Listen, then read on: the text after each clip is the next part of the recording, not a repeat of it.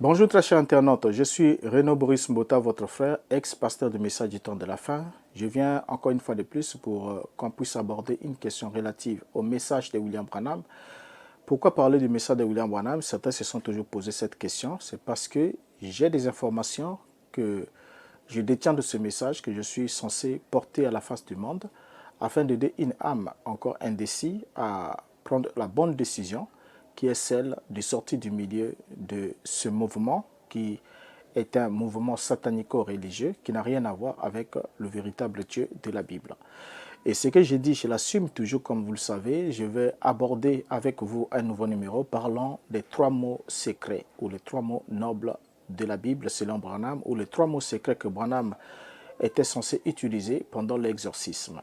Nous allons voyager avec William Branham dans l'histoire, dans ses paroles, et ensuite nous allons découvrir exactement quels sont ces 3 mots secrets que William Branham était censé prononcer dans le silence pendant qu'il faisait l'exorcisme, en plus du nom de Jésus-Christ qui devait être utilisé pour chasser tous les démons. Alors, en abordant cette question, j'aimerais d'abord qu'on puisse essayer un peu de dresser la toile de fond, de dire ce que vous savez déjà, que nous disions toujours, mais qui est très important que nous puissions aborder ces éléments avec un esprit paisible. Nous savons que Branham avait commencé son ministère dans la première église pentecôtiste de Roy Davis. Et église qu'il disait être l'église baptiste, mais que nous avons découvert plus tard avec vous qu'il ne s'agissait pas de la mission baptiste, la mission baptiste, telle que nous la connaissons, mais il s'agissait d'une église pentecôtiste baptiste créée fondée par Roy Davis. Alors, Branham va alors fonder son propre tabernacle pentecôtiste en 1935, en associé avec les membres de l'église de Roy Davis qui venait de brûler en 1934, pour ceux qui ne connaissent pas l'histoire. Parce que Branham a parlé, il a dit que c'est en 1933 qu'il avait bâti le Branham Tabernacle, ce qui a été déjà démontré que c'était faux, parce qu'en 1933, Branham était encore avec Roy Davis en tant que pasteur associé de son église. Et jusqu'à ce que cette église a brûlé en 1934, Branham a récupéré les membres de cette église de Roy Davis et il a commencé à tenir des réunions sous tente. Et c'est en 1935 que Branham va commencer l'édification, va édifier son tabernacle pentecôtiste. Donc le tabernacle pentecôtiste de Branham a été construit en 1935. Alors, on peut vite constater ensemble avec vous que Branham, à l'origine, était un pentecôtiste parce qu'il a commencé ses premiers pas dans la foi dans une église pentecôtiste, dans un enseignement pentecôtiste. Alors, William Branham dit avoir été appelé par la suite à servir Dieu au sein du mouvement pentecôtiste. Alors, quelle fut la pure erreur de la vie de William Branham? Puisque Dieu l'a appelé pour qu'il le serve au sein du mouvement pentecôtiste, mais que va faire William Branham vis-à-vis de cet appel-là? Va-t-il accepter l'appel de Dieu ou va-t-il dénigrer ou rejeter cet appel de Dieu? C'est ce que Branham va lui-même nous dire, qu'est-ce qui s'est passé avec cet appel qu'il a reçu de la part de Dieu pour qu'il serve ce dernier au sein du mouvement pentecôtiste, notamment le mouvement qui était conduit par la plupart des temps par les Afro-Américains. Alors, William Branham va nous dire qu'est-ce qui s'est passé dans sa vie et il va nous confesser quelle fut la plus grande erreur de sa vie. Lisons-les ensemble. Déjà, pour commencer, avant qu'on lise William Branham, on doit rappeler, pour ceux qui ne le savent pas, que Branham était marié à une femme qu'on appelait Hope Brumbach. Et ils se sont mariés en 1934, c'était sa première épouse. Et ensuite, Branham va décider d'aller adhérer au mouvement pentecôtiste pour y exercer son ministère. Mais la mère de sa femme, donc la maman de son épouse, va complètement rejeter cette proposition-là d'emmener sa fille avec lui pour aller communier avec les pentecôtistes, surtout qu'ils étaient des Noirs et que cette mère-là était très raciste. Elle a dit, tu ne peux pas emmener ma fille là-bas, dans ce milieu-là, là où il y a des Noirs, là où il y a tous ces gens-là qu'on appelle les holy rollers, les saints qui roulent par terre, ainsi de suite. Ma fille n'y va pas. Excusez-moi. Alors, lorsque la mère de son épouse s'est opposée, cela a découragé William Branham. Et quand William Branham a été découragé, malgré l'insistance de sa femme, qui lui disait que non, n'écoute pas maman, allons quand même, William Branham a été obligé de refuser, de rejeter cet appel-là d'aller servir au sein des mouvements pentecôtistes. Branham va alors déclarer par la suite que ce refus de continuer avec les pentecôtistes fut la plus pire des erreurs qu'il n'ait jamais commises dans sa vie. Lisons un peu Branham lui-même. Dans le message, nous allons lire dans ces textes ici, dans la biographie de William Branham, pages 76 à 78. Lisons. Amis, je voudrais que ce qui suit serve à votre instruction. Des parents et des amis me détournèrent d'accepter ce que je savais être l'appel de Dieu. Certains traitaient des gens de rien, les personnes ayant participé à cette convention. Plus tard, j'ai compris, et je le dis avec respect, que ce que l'on avait traité des rebuts était la fleur de la moisson. Il me fut dit que ma femme n'aurait un jour pas à manger en suffisance, que le lendemain, elle serait dans la disette. D'autres estimaient que ma place était de rester dans ma ville et de m'occuper de l'œuvre de Jeffersonville. Et c'est là que mes problèmes commencèrent. J'écoutais ce qu'une femme avait à dire plutôt que d'écouter ce que Dieu avait à dire.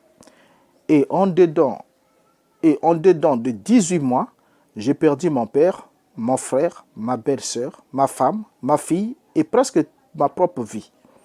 Je n'oublierai jamais. Toute chose ne semblait plus aller, même dans mon église. La voie du transgresseur est dure. Et je continuais à diminuer. Tout allait mal. Je ne savais plus que faire. L'onction divine qui était descendue sur moi m'abandonna et ne revint pas vraiment jusqu'au jour où l'ange me rencontra en 1946. Mon église prospère jusqu'à là commença à décliner. Alors débuta la plus sombre période de ma vie. Tout cela fut la conséquence de ne pas avoir fait ce que je savais être la volonté de Dieu. Biographie de William Branham, pages 76 à 78. On vient ici de lire William Branham ensemble avec vous. Branham dit que les amis le détournaient d'accepter ce qu'ils savaient être l'appel de Dieu. C'est déjà un point très important. Les amis le détournaient de ce qu'ils savaient être l'appel de Dieu. Or, quand on parle de l'appel ici, l'appel est une invitation à venir. Une invitation qui est adressée soit par la voix ou soit par un autre moyen. Et celui qui appelle attend généralement qu'on y réponde favorablement ou soit qu'on rejette l'appel. Donc ici, William Branham est en train de nous dire qu'il avait reçu l'appel de Dieu pour servir Dieu au sein des mouvements pentecôtistes, mais qu'au dire de ses amis, William Branham a rejeté cet appel parce qu'on lui avait souligné un grand nombre de choses, que s'il rejoint ce groupe-là, il se retrouvera très vite dans la disette, sa femme n'aura pas de quoi manger, ainsi de suite. Donc il faudra qu'il reste à Jeffersonville pour s'occuper de son église de Jeffersonville, parce que là, à Jeffersonville, on va lui construire une église, un édifice, c'est ce qu'il dit dans d'autres déclarations, et la belle-mère va lui signifier toutes ces choses-là. Il lui dit, n'y va pas. Déjà, en commençant au tout début, dans l'introduction, nous devons d'abord souligner que l'église construite par William Branham, qu'on appelle le Branham Tabernacle, construit à Jeffersonville, est en quelque sorte le symbole même de la résistance de Branham, du refus de Branham d'obtempérer devant l'appel qu'il avait reçu de la part de Dieu de servir ces derniers au sein du mouvement pentecôtiste. Et c'était le conseil de la belle-mère qui lui a dit « N'y va pas, mais reste ici à Jeffersonville, on te construira un tabernacle ici et tu vivras ici, tu serviras ici. » Et comme ça, Branham va rester, c'est plus tard que Branham va alors construire ce tabernacle-là, va le défier et va rester là et va continuer sa vie jusqu'au dernier jour de sa vie sans avoir répondu favorablement à l'appel qui lui était prétendument adressé par Dieu pour qu'il serve ces derniers au sein du mouvement pentecôtiste. Alors, les propos de Branham sont clairs et prouvent que Branham devrait adhérer à la foi pentecôtiste, n'est-ce pas? Et dont il prêchait le message avant d'être égaré par son ange, restaurateur prétendument de son don de guérison divine. Vous comprenez avec moi que Branham avait compris, comme il vient de l'affirmer lui-même, que les pentecôtistes étaient la fleur de la moisson et qu'ils avaient la vérité, ils avaient le message de l'heure, mais que ces derniers s'est opposé au pentecôtisme, mais au fait, le fait que ces derniers, Branham s'est opposé au pentecôtisme, qui qualifiait par la suite d'être des vierges folles, c'est que Branham était désormais sous la puissance de la séduction de son ange. Sous la puissance de séduction de son ange, Et c'est cet ange-là qui lui apporta aussi l'égarement. Cette puissance de la séduction de son ange qui a égaré complètement Branham, loin de l'appel qu'il avait reçu de la part de Dieu. En effet, tout celui qui résiste à la vérité ne saura plus jamais être conduit par la vérité. Parce que quand vous résistez à la vérité, vous ne serez plus conduit par la vérité. Comme la Bible le dit, puisqu'ils ont rejeté la vérité, ils n'ont pas aimé la vérité, Dieu leur envoie une puissance d'égarement afin qu'ils croient au mensonge. Mais seulement dans la puissance d'égarement, il y a aussi les évidences qui sont apportées, c'est-à-dire l'opération des miracles, des signes prodigés, ainsi de suite. C'est ce que la Bible nous rapporte. Et lorsque nous lisons dans Thessaloniciens, lorsqu'il nous a parlé de l'homme du péché, cet exemple-là nous est donné. Cet exemple nous a donné. Et si on peut retrouver, c'est important qu'on lise, je n'ai pas coté ces versets, mais on peut les retrouver ici, ensemble avec vous, pour qu'on le lise dans Thessaloniciens. Dans Thessaloniciens. Voilà, nous y sommes presque. Ok. Il nous a dit ce qui suit. Dans 2 Thessaloniciens, il nous a dit ce qui suit. C'est un exemple, pour ne pas dire que William Branham est la représentation de ce personnage. Non, ce n'est pas ce que j'ai dit, mais je donne cet exemple-là pour que nous comprenions comment fonctionne, comment est-ce que Dieu fonctionne vis-à-vis de ces éléments. Qu'est-ce qu'il nous a dit? Il nous a dit dans 2 Thessaloniciens chapitre 2, nous pouvons prendre à partir du verset 11, il est dit ce qui suit. Aussi Dieu leur envoie une puissance d'égarement. Donc prenons à partir du verset 9. L'apparition de cet impie se fera par la puissance de Satan, avec toutes sortes de miracles, de signes et de prodiges mensongers, et avec toutes les séductions de l'iniquité pour ceux qui périssent, parce qu'ils n'ont pas reçu l'amour de la vérité pour être sauvés. Aussi Dieu leur envoie une puissance d'égarement pour qu'ils croient au mensonge, afin que tous ceux qui n'ont pas cru à la vérité, mais qui ont pris plaisir à l'injustice, soient condamnés. Donc vous voyez ici que, ensemble avec moi, que dans ce passage, lorsqu'on dépeint l'homme du péché, on nous dit que l'apparition de cet impie se fera par la puissance de Satan, avec toutes sortes de miracles, de signes, de prodiges mensongers.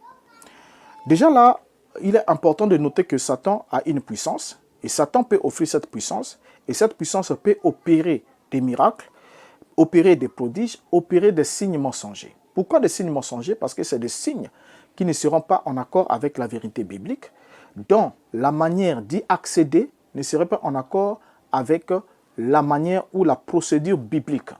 En d'autres termes, ce ne sera pas la vérité, et ce qui n'est pas vérité est mensonge. Donc voilà comment déjà, cela nous permet déjà de commencer à dépeindre l'image du ministère qu'avait William Branham. William Branham rejette l'appel de Dieu pour aller le servir au sein du mouvement pentecôtiste, comme il vient de nous l'affirmer.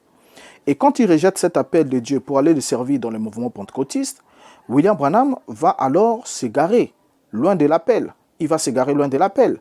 Et il va nous affirmer lui-même que son ange était venu vers lui pour lui restaurer le don de la guérison divine. En effet, tout celui qui résiste à la vérité ne saura plus être conduit par l'esprit de la vérité. Ça, c'est un élément très important. Si l'appel que Branham avait reçu de la part de Dieu, comme il nous l'a dit, était réellement un appel divin pour servir ce dernier au sein des mouvements pentecôtistes, c'était la volonté parfaite de Dieu pour lui. Et lorsque Branham rejette cet appel-là, alors il ne peut plus être conduit par l'esprit de la vérité. Ça, c'est évident. Ainsi, ce qu'était devenu Branham dès 1946 n'était que le fruit de la désobéissance à l'appel de Dieu à exercer son ministère dans le message pentecôtiste. Or, nous savons très bien avec vous que lorsque quelqu'un rejette l'appel de Dieu à servir Dieu dans un domaine précis, la personne ne peut plus jamais continuer avec Dieu, à moins que la personne se repente et revienne à ce que Dieu lui a donné comme instruction. Parce que Dieu n'est pas celui qui prend des détours, des chemins détournés. Lorsqu'il donne une instruction à un homme, il s'attend à ce que cet homme soit obéisse, soit rejette. Mais une fois que l'homme a rejeté, et si Dieu rattrape l'homme, Dieu serait obligé d'emmener cet homme au point où il devait accomplir exactement sa volonté, soit il devait envoyer des fléaux d'une façon ou d'une autre pour l'obliger à se repentir. Se repentir signifie quoi? Renoncer au mauvais chemin, ensuite faire demi-tour et accomplir exactement ce que Dieu attendait de lui qu'il accomplisse. Mais ça n'a pas été le cas. Nous pouvons prendre des exemples avec Saoul, par exemple, dans la Bible. Saoul, le roi Saoul fit oint pour être roi d'Israël. Nous sommes dans 1 Samuel, chapitre 15, du verset 26, la Bible nous dit, Samuel dit à Saoul, « Je ne retournerai point avec toi, car tu as rejeté la parole de l'Éternel, et l'Éternel te rejette afin que tu ne sois plus roi sur Israël. » Donc déjà ici, l'exemple avec lui est très important. Hein? Tu as rejeté la parole de l'Éternel, et l'Éternel te rejette. En d'autres termes, l'Éternel ne fait qu'accomplir en retour une action retour qui est une réaction à notre action. Et lorsque Saoul a rejeté la parole de l'Éternel, qu'il appelait à le servir dans l'exécution de sa loi, de prescription qu'il lui avait donnée, l'Éternel aussi a rejeté Saoul. C'est ce qui est sorti de la bouche des prophètes. Voilà pourquoi même dans Osée, il a dit, puisque tu as rejeté la connaissance, moi aussi je te rejette. La connaissance de la loi, je te rejette. Parce que tu as oublié ma loi, j'oublierai aussi tes enfants. Vous voyez? Alors donc, ce que Dieu fait ici, avec Saoul, n'est que le reflet de l'action de Dieu. Et c'est ce même Dieu que William Branham prétend avoir servi.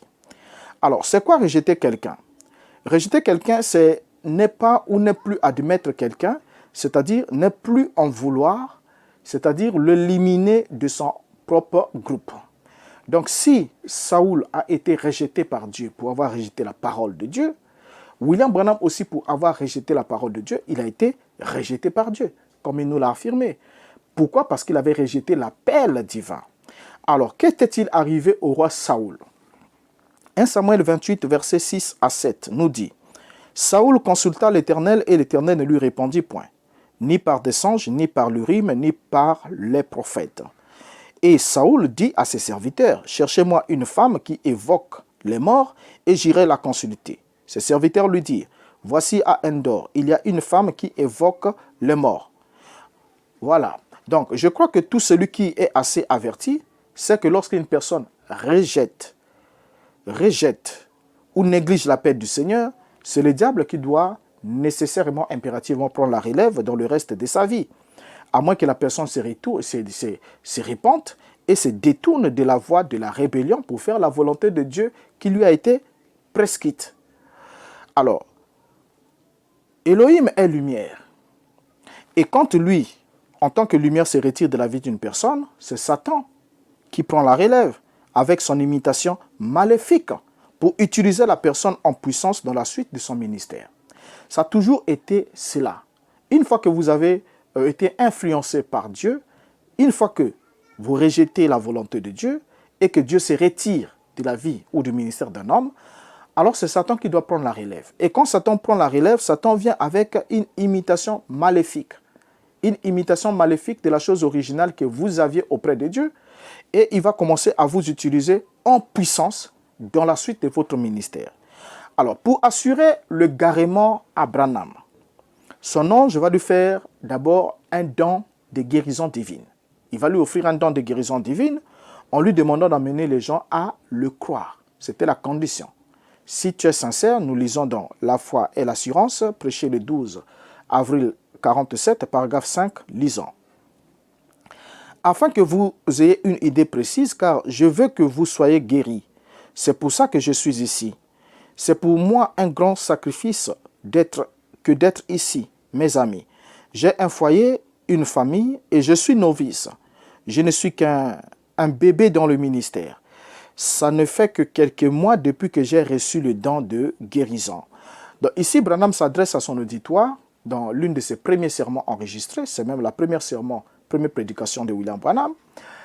Alors, dans ces sermons, comme on vient de le lire, William Branham affirme être encore un bébé dans le ministère et il dit que ça fait que quelques mois qu'il venait de recevoir le don de guérison divine. Là, nous sommes en avril 1947. Ça ne fait que quelques mois, pas quelques années, qu'il a reçu le don de guérison divine. J'aimerais qu'on souligne ça, c'est très important, n'est-ce pas? Il dit qu'il est un bébé dans le ministère. Il dit ça ne fait que quelques mois depuis que j'ai reçu le don de guérison divine. Or, lorsque quelqu'un dit que ça ne fait que quelques mois, Ça voudrait dire que nous sommes dans la fourchette inférieure à 12 mois. Parce que quand on a déjà 12 mois ou plus, on parle d'une année, on dit une année et quelques, lorsqu'on est dans l'intervalle avant 2 ans, ou bien on dit quelques années si c'est à partir de 2 ans ou plus. Mais ici, Branham dit que ça faisait que quelques mois qu'il venait de recevoir le don de la guérison divine. Nous sommes là le 12 avril 1947, date qu'il faut bien retenir pendant cette déclaration. Alors, le 2 novembre 1947, Branham ajoute dans la prédication l'ange de Dieu. Au paragraphe 26, c'est ce qui suit. Oui, c'est vrai, mes amis. Je ne pouvais pas parler, il m'a dit, j'étais juste assis là, et il a dit, n'aie pas peur. Je suis envoyé de la présence de Dieu pour te dire que ta vie particulière, ta naissance particulière, un don de guérison divine au peuple du monde. Et il ajouta, si tu es sincère et si tu amènes les gens à te croire, aucune maladie ne résistera à ta prière, même pas le cancer. Et il a dit, il arrivera que tu révéleras aux gens leurs maladies à partir d'une vibration dans ta main. Puis, si tu restes longtemps respectueux, alors tu leur révéleras les péchés de leur vie et des choses qu'ils ont faites. Bien, ici, William Branham rapporte les paroles que son ange lui aurait dit quand son ange l'aurait rencontré. Il lui avait dit, n'aie pas peur, je suis envoyé de la présence de Dieu pour te dire que ta vie particulière, ta naissance particulière, ont pour objectif de montrer que tu es né pour apporter le don de guérison divine au peuple de la terre, au peuple du monde.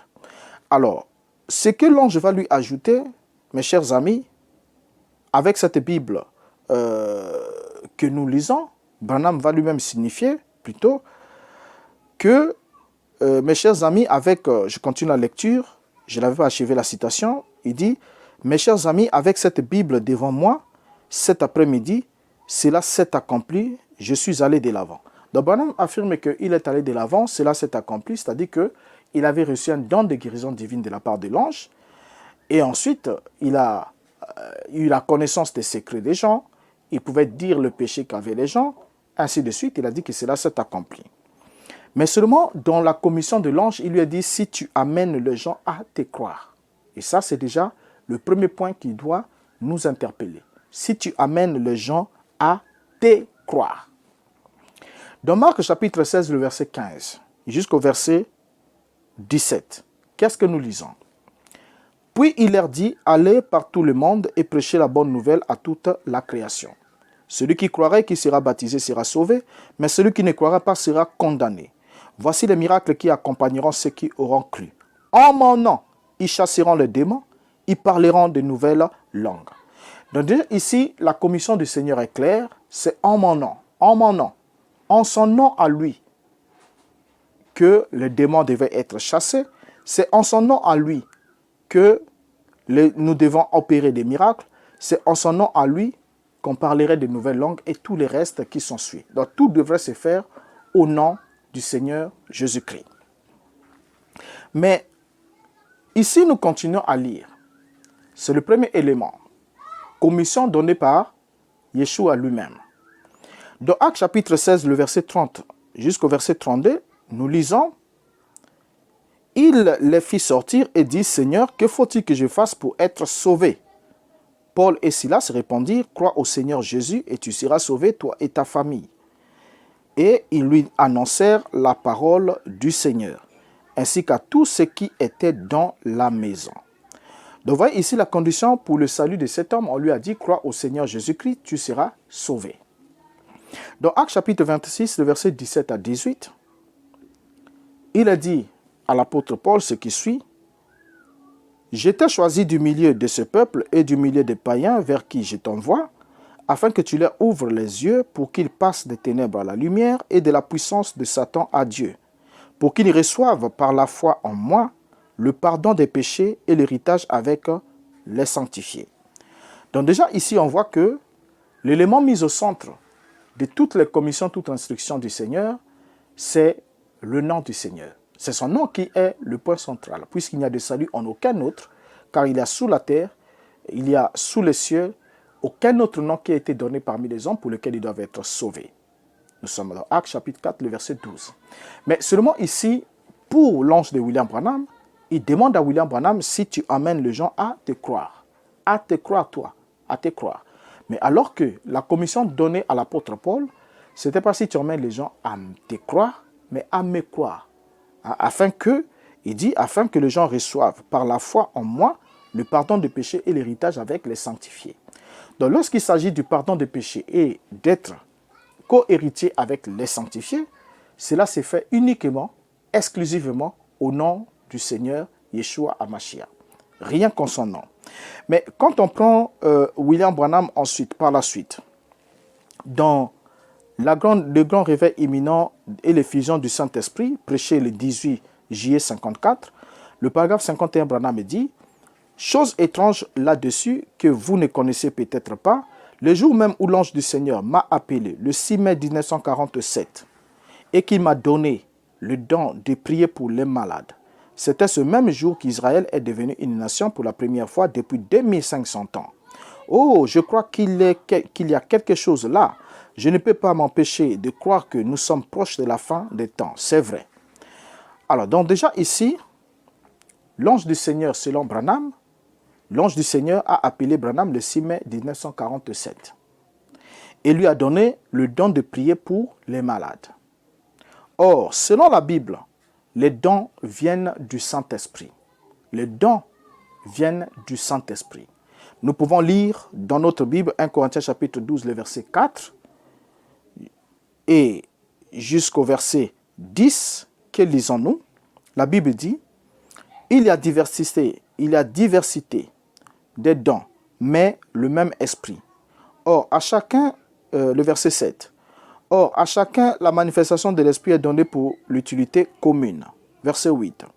En effet, à l'un est donné par l'esprit une parole de sagesse, à un autre une parole de connaissance, selon le même esprit, à un autre la foi, par le même esprit, à un autre le don des guérisons, par le même esprit, à un autre le don d'opérer des miracles, à un autre la prophétie, à un autre le discernement des esprits, à un autre la diversité des langues, à un autre l'interprétation des langues. Donc vous voyez ici que il est parlé du don, il est parlé en tant que don de l'esprit, il est parlé du don, le don des guérisons. C'est le don des guérisons et il est parlé du don, le don d'opérer des miracles. Alors tout cela sont des dons de l'esprit. C'est le Saint-Esprit qui donne, ok? C'est le Saint-Esprit qui donne, c'est le Saint-Esprit qui entretient, c'est le Saint-Esprit qui manifeste, qui se manifeste par ces canaux-là.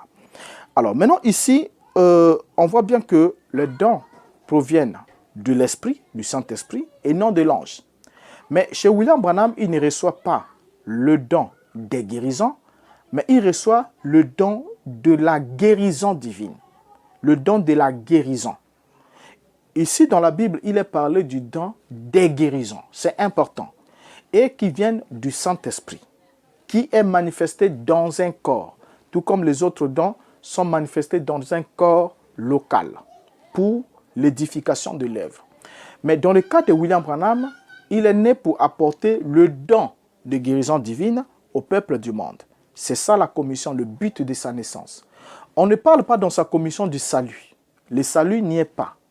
Il n'y a pas de salut comme dans la commission de Paul, où la chose primordiale n'a pas été citée, mais c'est dans la chose secondaire. Branham lui-même dit que la guérison divine est secondaire, est une chose secondaire. Voilà qu'un ange vient pour donner une chose secondaire, la commission d'une chose secondaire à William Branham, la guérison. Alors qu'on peut guérir les malades, on peut prier pour les malades, ils sont guéris, tout comme les malades peuvent expérimenter la puissance de Dieu, être guéris, et tous finir dans la perdition. Nous avons déjà beaucoup d'exemples dans les Écritures qui nous attestent cela. Et même le Seigneur dit dans Matthieu 7, versets 21 à 23, ce ne sont pas ceux qui me disent Seigneur, Seigneur, qui entreront tous dans le royaume des cieux, mais c'est celui-là seul qui fait la volonté de mon Père qui est dans les cieux. Car plusieurs viendront ce jour-là et me diront Seigneur, Seigneur, n'avons-nous pas guéri les malades en ton nom? N'avons-nous pas prêché en ton nom? N'avons-nous pas prophétisé en ton nom? Je leur dirai ouvertement, éloignez-vous de moi, car je ne vous ai jamais connu, ouvrier de l'iniquité. Donc on peut être ouvrier de l'iniquité et opérer des actes de puissance. Ce n'est pas une évidence qui rassure. Mais non seulement ici, les dons du Saint-Esprit viennent, au fait, c'est le don du Saint-Esprit déjà. Et le don de guérison divine n'existe pas. Il n'y a que le don des guérisons. Selon 1 Corinthiens chapitre 12. Alors par contre, le ministère, lui, il vient du Mashiach. C'est le Mashiach qui est le patron des ministères. Dans 1 Corinthiens chapitre 12, toujours le verset 5, il est dit, diversité de ministères, mais le même Seigneur, le Seigneur des ministères. Et dans Éphésiens chapitre 4, le verset 8 et 11, il est dit, c'est pourquoi il est dit, étant monté en haut, il a amené les captifs et il a fait des dons aux hommes. Et le verset 11 d'Éphésiens 4 nous dit, et il a donné les uns comme apôtres, les autres comme prophètes, les autres comme évangélistes et les autres comme pasteurs et docteurs. Alors, par la suite, les opérations spirituelles viennent de Dieu lui-même. Et là, déjà, vous allez voir que pour ceux qui se disent non, c'est la même entité, il ne faut pas s'embrouiller dans ça. Bon, on n'est pas dans ce débat-là, ce n'est pas le sujet de cette vidéo. Mais seulement, les opérations spirituelles proviennent de Dieu lui-même. C'est Dieu lui-même qui opère. Et la Bible dit dans 1 Corinthiens chapitre 12, le verset 6, « Diversité d'opérations, mais le même Dieu qui opère tout en tous. » Voyez? Alors, comme Saoul rejeté par Dieu, s'était ensuite tourné vers les forces occultes, Branham aussi, étant rejeté par Dieu, s'était alors tourné vers un certain Avak Agopian. Avak Agopian, c'était un homme.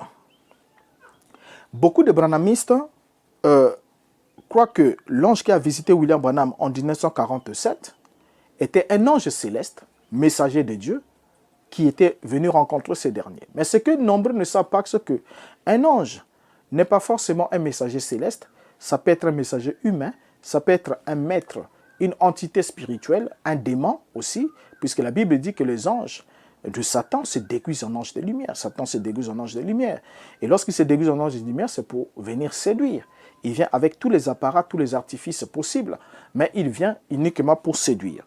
Mais dans le monde du message, on est très rassuré. On se dit que l'ange qui a visité William Branham en 1947 était un ange du Seigneur et qui lui avait donné un don pour prier pour les malades, comme William Branham nous l'a témoigné dans les brochures que nous avons lues. Citation qu'on a lu un peu plus haut. Mais ce qui est flou dans cette histoire est que Avak Agopian était aux USA depuis le 6 mai 1947. Retenez la date. Depuis le 6 mai 1947, la date où Branham dit avoir rencontré son ange. Lorsque on parle d'Avak Agopian, nous avons parlé de lui, on peut toujours y parler de lui.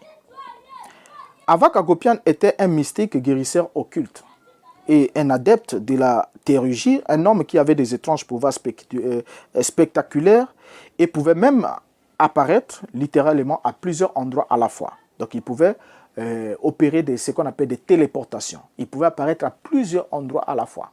Je ne dis pas ici qu'il était omniprésent. Quelqu'un qui apparaît à plusieurs endroits, parce que quelqu'un m'avait dit quelque part, il dit non, tu veux dire qu'Avak était omniprésent. Non, un omniprésent ne se déplace pas, il est toujours, éternellement, à chaque endroit. Vous voyez, il ne se déplace pas. Mais celui qui va d'un lieu à un autre n'est plus omniprésent, parce qu'il doit se déplacer pour se rendre dans un autre lieu. Alors, donc déjà ici, on va remarquer qu'Avak Agopian, qui pouvait faire des téléportations, était arrivé en avion à Los Angeles le 6 mai 1947 pour répondre à l'appel d'un riche homme américain qui désirait recevoir la guérison de son fils qui était malade. Alors, avec sa robe, ses longs cheveux noirs, son secret et les rumeurs sur ses capacités, il était entouré d'une aura mystique. Excusez-moi. Il était entouré d'une aura mystique, comme vous pouvez voir son image ici. Donc, avec sa robe, ses longs cheveux noirs, son secret et les rumeurs sur ses capacités faisaient que ce monsieur était entouré d'une aura mystique qui a retenu l'attention des médias. Les magazines Life l'a décrit comme étant Avak le guérisseur. La présence du guérisseur spirituel étranger et les histoires qui les concernaient ont attiré des centaines de malades à Palm Beach, qui ont même installé des camps devant la propriété des Arkéliens. Avak traitait quotidiennement environ 60 personnes par l'imposition de mains et la prière. La foule qui pouvait atteindre 4000 personnes était si nombreuse qu'elle représentait un risque croissant pour la sécurité même de la police. Alors, son visa étant valable de 6 mois avait expiré en novembre 1947, mais à l'instigation d'innombrables partisans, il a pu être prolongé jusqu'en avril 1948. Alors, pour cela, j'aimerais vous mettre aussi, ajouter un élément d'information complémentaire, toujours concernant Avak Agopian, pour que nous sachions réellement qui était cette personne par rapport aux certaines descriptions que j'ai faites. Et nous avons fait aussi d'autres descriptions, les mêmes pratiquement, et certains éléments complémentaires dans cette vidéo, cet extrait vidéo, que je vous invite à suivre. Ensuite, nous y revenons sur Avak Agopian. Bonjour et bienvenue sur votre chaîne, Vérité cachée sur Branham et son message. Aujourd'hui nous allons parler d'Avak Agopian, le maître spirituel et l'ange mystique de Branham. Qui est Avak Agopian? Avak Agopian est né le 24 septembre 1926 et mort le 20 novembre 1990. Il était un guérisseur spirituel arménien et fondateur de la secte Millennial Kingdom Family Church, à Hyde Park à New York. Sa vie. Avak Agopian est né dans le village d'Orgousyuk dans le nord de l'Iran en 1926 et aurait reçu sa première vision divine à l'âge de 8 ans. Puisqu'il avait seulement 2 ans d'instruction, Avak est resté analphabète. À Tabriz, il a appris le métier de graveur et d'orfèvre entre 1940 et 1944 puis il a déménagé à Téhéran. Il aurait reçu une deuxième vision le 9 décembre 1945 dans laquelle il a été révélé toute la Bible et a appris d'une voix divine qu'il était appelé à être un guérisseur. À partir de ce moment-là, Avak commença à imposer les mains aux malades et à prier pour eux. Après avoir été assigné à une résurrection, il serait entré en contact avec son futur parrain, le médecin militaire iranien Smbadegh Yazarian. Lorsque la communauté médicale de Téhéran l'a accusé d'exercer la médecine sans licence et l'a traduit en justice, Avak aurait guéri le juge d'une migraine et obtenu ainsi son acquittement. Le millionnaire arméno-américain et marchand de vin Krikor Arakelian de Palm Springs, en Californie, a découvert la communauté arménienne grâce au guérisseur Avak. Depuis que son fils Von Arakelian souffrait de paralysie incurable et d'épilepsie, il voulait amener Avak par avion à Los Angeles, en Californie. Le Caire a été choisi comme lieu de départ, c'est pourquoi Avak s'est rendu en Égypte via l'Irak, la Jordanie et la Palestine. Il a dit plus tard qu'il ira à Jérusalem guérir les personnes atteintes de cancer. Séjour aux États-Unis. Le 6 mai 1947, Avak arrive enfin par avion à Los Angeles. Avec sa robe, les longs cheveux noirs, son secret et les rumeurs sur ses capacités, il était entouré d'une aura mystique qui a retenu l'attention des médias. Le magazine Life l'a décrit comme « Avak le guérisseur ». La présence du guérisseur spirituel étranger et les histoires à son sujet ont attiré des centaines de personnes malades à Palm Beach, qui ont même dressé des camps devant le domaine des Arakelians. Avak a guéri environ 60 personnes par jour avec l'imposition des mains et la prière. La foule allant jusqu'à 4000 personnes était si nombreuse qu'elle représentait un risque croissant pour la sécurité de la police. Après qu'Avak ait visité la cathédrale apostolique arménienne Sainte-Croix dans le comté de Los Angeles en juin et que la guérison de Vaughn ne se soit toujours pas produite, il s'est retiré du public pendant un certain temps. Après sa pause, au cours de laquelle il a visité le parc national de Yosemite visité, il se consacra une nouvelle fois au malade Vaughn, qui, selon la famille Arakelian, avait déjà constaté une amélioration significative de sa santé. Le 22 septembre 1947, il a organisé un événement de guérison au Shrine Auditorium à Los Angeles, au cours duquel Tom Kardashian a annoncé la construction d'un temple pour Avak. En 3 dimanches, il s'est produit devant environ 1 million de personnes. L'intérêt pour lui a incité le méthodiste britannico-canadien, pasteur controversé et chef de secte le Dr Clem Davis pour emmener Avak dans sa tournée nationale des États, qui a eu lieu dans un train spécial et a été financé par Tom Kardashian. Le voyage l'a emmené de Californie à travers le Texas et la Floride jusqu'à New York et de retour via Washington à Los Angeles, où il a trouvé de moins en moins d'attention. Rencontre avec Branham. Le visa, valable 6 mois, a expiré en novembre 1947, mais à l'instigation d'innombrables partisans, il a pu être prolongé jusqu'en avril 1948. Pendant ce temps, Avak s'était installé à Miami Beach, en Floride, où il a reçu la visite du pasteur William Marion Branham, qui organisait un événement de guérison en ville et qui voulait à tout prix le rencontrer, comme nous pouvons le lire dans la prédication de Branham intitulée « L'ange et sa commission prêchée le 11 février 1947 au paragraphe 8. Lisons. Et j'ai devant moi plusieurs milliers de kilomètres à parcourir par avion. Depuis Vancouver, travailler sur la côte aussi loin qu'en Californie, revenir à Fresno où je dois me rendre demain, chez les Arméniens. Ils ont fait venir par avion un jeune garçon du nom d'Avak, il périt pour les malades. Ils l'ont fait venir du Caire pour prier pour un homme du nom d'Arcalian. Dans la prédication L'Ange de Dieu prêchée le 4 mars 1948 au paragraphe 32, Branham confirme avoir rencontré Avak et s'être fait photographier avec lui. Lisons. Quelqu'un a posé une question ici il y a quelques jours. Beaucoup parmi vous ont entendu parler d'Avak. Vous savez, ils étaient venus ici en ce temps-là. Eh bien, nous avons cherché à nous rencontrer depuis un temps. Nous nous sommes rencontrés il y a quelques jours en Floride, et nous nous sommes fait photographier et nous avons dit. Américain, consulte la guérison divine. Remarquons que Branham, qui n'avait pas encore un succès dans son ministère, alla rencontrer Avak Hagopian au sujet duquel il affirma, il prie pour les malades. Ils vont se rencontrer dans les tenues blanches, tenues d'initiation au rituel mystique dans lequel se livrait Avak car il était un mystique guérisseur occultiste et adepte de la théurgie, un homme qui avait des étranges pouvoirs spectaculaires et pouvait même apparaître littéralement à plusieurs endroits à la fois. Pour prouver qu'Avak n'était ni un chrétien, ni un croyant de la Bible, nous pouvons lire la déclaration qu'il fit ici dès 1945. Lisons. Aux personnes malades qui sont venues me voir, j'ai jusqu'ici distribué gratuitement et aux dépens même de ma propre santé la force de guérir qui m'a été accordée. Depuis le 9 décembre 1945, j'ai reçu, au nom de la vérité, de nouvelles forces pour être mises au service de l'humanité entière, et cela d'un bout à l'autre de l'univers, de sorte que les personnes malades ne doivent plus se déplacer pour venir me voir. Toute personne malade qui veut guérir et à qui je rendrai la santé en peu de temps, doit avant de se mettre au lit la nuit pour dormir, laisser en veilleuse la lumière de sa chambre à coucher et se tenir éveillé dans son lit pendant 1 heure en concentrant dans sa pensée toutes les souffrances qu'elle endure et en m'évoquant en même temps continuellement. Quand la personne malade aura de la température pendant qu'elle suit mes susdits conseils, elle doit être sûre qu'elle est en train de guérir.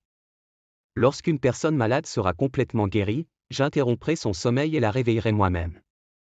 À part la guérison des malades, tous les vœux légitimes faits aussi mon nom sont aussi exaucés. Toutes les personnes malades qui ont recours à moi seront guéries, exception faite de celles atteintes de cécité, surdité, mutité, paralysie et autres affections graves. Ces personnes doivent attendre un nouvel avis de ma part pour se rendre chez moi afin d'être guéries définitivement. Fait le 15 décembre 1945, signé, Avak. Nous comprenons que Avak Hagopian a contribué de façon mystique à propulser le ministère de guérison de William Branham, car ce n'est qu'après leur rencontre initiatique que le ministère de Branham prit de l'envol et il va lui-même affirmer que son ange, qui n'est nul autre qu'Avak Hagopian, lui donna 3 mots secrets inconnus de mortels qu'il devait prononcer à voix basse pour guérir les malades. Nous savons d'autre part que Branham ne cessait de répéter à tout bout de champ que son ange était le seul à faire des miracles durant ces réunions, mais les adeptes de Branham n'ont jamais pris soin de remonter le cours de l'histoire pour pouvoir identifier cet ange de Branham. Dans la prédication Expérience prêchée le 21 décembre 1947 au paragraphe 135 et 136, Branham dit ceci. Maintenant, peux-tu voir cela? J'aimerais te dire quelque chose donc. Observe. Voici ce qui se passe. Voyez-vous, j'aimerais savoir si vous tous vous avez remarqué cela. Nous sommes sur le point de clôturer, vous savez, sur le point d'aller aux réunions. Avez-vous remarqué que chaque fois, après que j'ai demandé ou réprimandé un esprit, je reste toujours parfaitement silencieux pendant quelques instants? Qui a remarqué cela dans des réunions? Faites voir les mains. Avez-vous remarqué cela? Maintenant, voici ce qu'il en est. Il y a 3 mots que je dois répéter en ces moments-là. Voyez? Et ce sont les 3 mots nobles de la Bible. Aucun mortel sur terre ne sait cela. Voyez? Et quand je demande cela, et alors cela revient, avec secousse, à un point au retour de cet esprit-là. Alors le guérit. C'est la raison pour laquelle vous m'entendez dire cela. Voyez? C'est ce qui se passe. Maintenant, j'ai fait cela afin que vous ne m'interrogiez pas à ce sujet en venant dans la ligne. Cela est donc vrai. Maintenant, je sais que vous avez remarqué plusieurs fois quand je demande, je réprimande, je me tiens tranquille pendant quelques instants et je répète ces 3 mots que l'ange du Seigneur m'avait dit de répéter. Alors si je sens que cela revient, alors je sais c'est accompli. C'est ce qui est arrivé à cette jeune fille qui est avec nous. Et c'est la raison pour laquelle je n'ai jamais dit quelque chose à ce sujet, car je savais qu'elle était guérie. Branham est mort en 1965 en emportant son secret avec lui dans la tombe, car personne jusqu'à ce jour ni ses adeptes ne connaît ces 3 mots nobles de la Bible inconnus des mortels que Branham répétait au fin fond de son cœur avant de prier pour les malades. D'autre part, le Jésus ou l'ange qui apparaissait à Branham correspondait à la description physique et vestimentaire d'Avak Hagopian telle que nous pouvons le lire ici. Dans la prédication Comment l'ange vint vers moi, et est sa commission prêchée le 17 janvier 1955 au paragraphe 40, Branham dit ceci. Et là, à pas plus de 3 mètres de moi, il y avait un homme. Il portait un vêtement blanc, c'était un petit homme, il avait les bras croisés comme ceci, il avait une barbe plutôt courte, ses cheveux et lui descendaient jusqu'aux épaules. Et il regardait de côté par rapport à moi, comme cela. Une silhouette paisible. Mais je n'arrivais pas à comprendre comment ses pieds étaient juste l'un derrière l'autre. Et le vent soufflait, son vêtement bougeait, et les genêts s'agitaient. Branham va ajouter plus tard à un de ses amis qu'Avak ressemble à l'ange qui venait à lui. Branham et ses collaborateurs semblent n'avoir pas pris le temps de lire Matthieu chapitre 7 verset 22 et Matthieu chapitre 24 verset 24.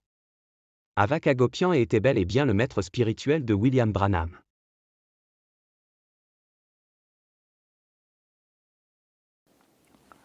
Bien, vous venez de suivre, d'avoir toutes les informations sur Avak Hagopian, mais seulement Avak était déjà aux États-Unis, comme vous l'avez entendu, depuis quelques mois, quand Branham va dire ce qui suit. Voici ce que Branham va dire dans l'un de ses discours, des premiers discours. Dans la prédication L'ange de Dieu, l'ange et sa commission, prêché le 2 novembre 47. Retenons bien la date, 2 novembre 47. Le paragraphe 8. Branham dit: et j'ai devant moi plusieurs milliers de kilomètres à parcourir par avion. J'ai, parcourant depuis Vancouver, travaillé sur la côte aussi, loin qu'en Californie, revenir à Fresno où je dois me rendre demain chez les Arméniens. Ils ont fait venir par avion un jeune homme du nom d'Avak. Il prie pour les malades. Ils l'ont fait venir du cœur pour prier pour un homme du nom d'Arkélian. Nous sommes en quelle date? Nous sommes le 2 novembre 1947. Donc le 2 novembre 1947, Branham annonce à son auditoire qu'il doit effectuer plusieurs milliers de kilomètres et il doit le faire par avion, bien sûr, pour aller depuis Vancouver, là où il va travailler à la côte, et ensuite en Californie, et ensuite il va revenir à Fresno, où il doit se rendre le lendemain chez les Arméniens. Pourquoi il va se rendre chez les Arméniens? Parce que selon lui, ils ont fait venir par avion un jeune homme qui prie pour les malades, un jeune homme du nom d'Avak, qui prie pour les malades. Alors, Branham se dit qu'il doit aller à la rencontre de ces derniers. Vous voyez déjà, Branham, qui n'avait pas encore un succès dans son ministère, alla rencontrer Avak Hagopian, au sujet duquel il affirma: il prie pour les malades. En fin novembre 1947, Avak s'était installé à Miami Beach, en Floride, où il avait reçu la visite de William Branham. Parce que là, quand il annonce le départ, nous sommes le 2 novembre 1947, et quelques temps après, William Branham va se rejoindre Avak Hagopian, là où ils étaient. Nous sommes là en fin novembre 1947. Avak s'était installé à Miami Beach, et William Branham est allé rencontrer Avak Hagopian. Que dit alors Branham quelques semaines après sa rencontre avec Avak Hagopian? Branham va dire ce qui suit dans les expériences, prêché le 7 décembre 1947. Retenez la date. Le paragraphe 7, Branham nous affirme: et maintenant, la première chose que j'aimerais faire maintenant avant d'aborder cela, c'est dire un mot de prière. Et ensuite, nous allons parler pendant quelques instants et je vais vous donner quelques témoignages sur des choses qui se sont passées. Et puis, nous allons commencer la ligne de prière et consacrer beaucoup de temps à prier pour tous ceux qui le désirent. Et surtout pour tous ceux qui ne peuvent pas revenir aux autres réunions. Et ensuite, je vous donnerai les raisons. Et avant de dire ceci, avant de prier, j'aimerais remercier Dieu de m'avoir retourné le don de guérison et avec beaucoup plus de succès. Depuis le dimanche, avant le dimanche passé, et aussi pendant ces 2 semaines, j'ai vraiment prié pour les malades plus que pendant des mois. C'est vrai, cela est revenu plus béni qu'au départ. Et vous allez le remarquer, j'en suis sûr, au cours de cette réunion. Paragraphe 14. Le paragraphe 14, Branham ajoute. Je vais d'abord qu'on souligne quelque chose qui est très important ici que Branham vient de nous laisser entendre. Branham ici est en train de bénir Dieu de lui avoir retourné le don de guérison, et avec beaucoup plus de succès. Et Branham dit cela, ça s'est passé pendant les 2 semaines. Or, le 11 novembre 1947, Branham annonçait qu'il allait rencontrer Avak Hagopian. Et Branham est allé rencontrer Avak Hagopian en fin novembre 1947. En fin novembre 1947. Du retour d'Avak Hagopian, Branham va ici nous parler que ça fait 2 semaines. 2 semaines pratiquement.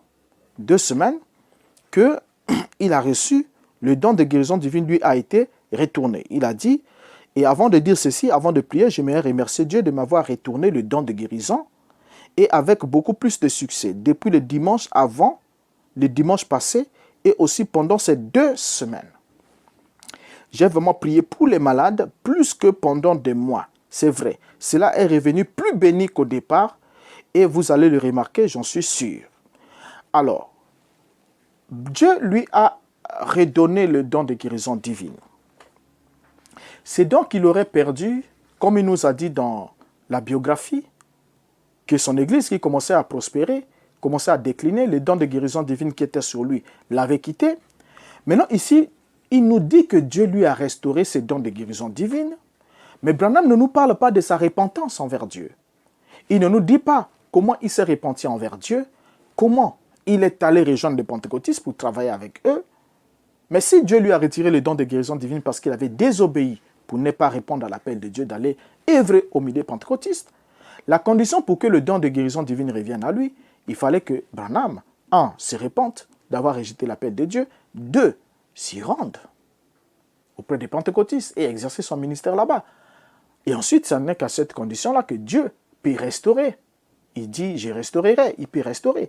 Mais ici, Branham nous dit que Dieu, il dit, je remercie Dieu de m'avoir retourné le don de guérison divine et avec beaucoup plus de succès. Est-ce que Dieu peut-il retourner le don à quelqu'un pendant que ce dernier ne s'est pas repenti et alors que ce don lui a été retiré à cause de la rébellion? Point d'interrogation. Vous comprenez déjà comment cela évolue.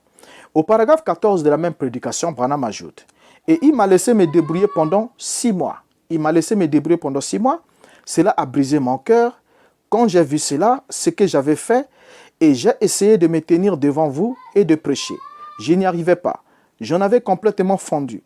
Je suis monté à la chair et j'ai alors compris que je prêchais et disais combien Balaam était mauvais et j'agissais comme Balaam. Je faisais des choses que l'ange de l'Éternel m'avait rencontré. L'ange de l'Éternel qui m'avait rencontré là m'avait dit de ne pas faire. Et je me posais des questions. Ça fait 6 mois qu'il ne m'a plus visité. Et il avait dit que je réduisais trop le don de guérison à l'accomplissement des miracles. Et il y a des miracles accomplis le long de la ligne. Que Dieu fasse donc le tri s'il le veut. Que je me sente conduit par mon esprit ou que quoi que le Seigneur me dise de faire, eh bien, c'est scripturaire. Paragraphe 18. J'ai quitté Ephraim Charit et moi, nous sommes allés et j'étais épuisé, je n'arrivais pas à dormir. Je suis allé par avion, je me suis mis à pleurer dans l'avion. L'hôtesse est venue et a demandé « Qu'y a-t-il, monsieur ?»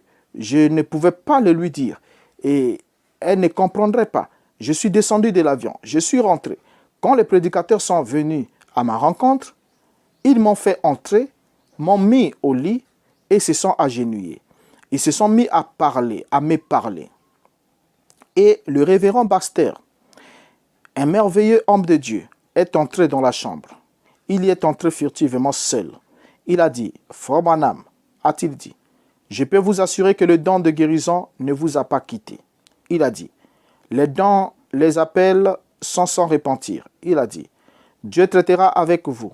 Il serait cependant absolument infidèle à sa promesse s'il te retirait le don. » Il a dit, « Cela ne peut pas vous quitter. » Il a dit, « Samson avait passé toute une nuit avec une prostituée. Le lendemain matin, il est sorti.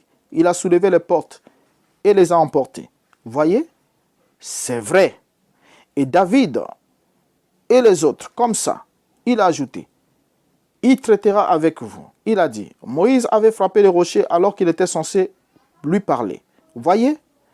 Il a dit, c'est vrai, mais l'eau avait jailli, c'était vrai. Mais il a dit, il traitera avec vous, mais il vous fera payer pour ça. Mais voyez, le don est là. D'une manière ou d'une autre, je ne pouvais simplement pas, je craignais que ce soit parti. Je ne sentais pas Dieu, nulle part. J'espère et j'ai confiance que jamais de toute ma vie, je n'aurai à passer 3 autres jours comme ceux-là.